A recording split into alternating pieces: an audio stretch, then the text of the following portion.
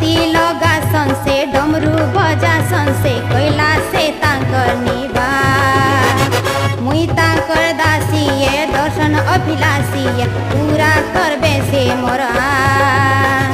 डमरू बजासन से गंजे चढ़ासन से तांकर ऊपरे दिल निसार। केन तो हे बारे कह तुर सावरिया, गोरा केन तो हे बारे कह तुर सावरिया।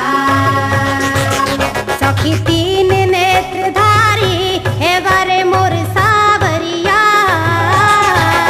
गोरा केन तो हे बारे कह तुर सावरिया।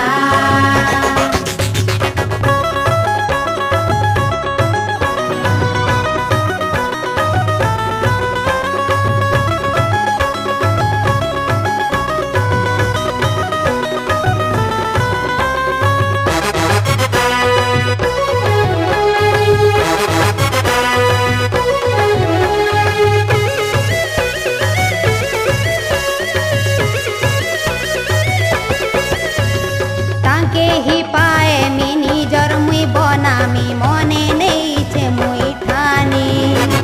जनमर नाताए से तो विधाताए से तो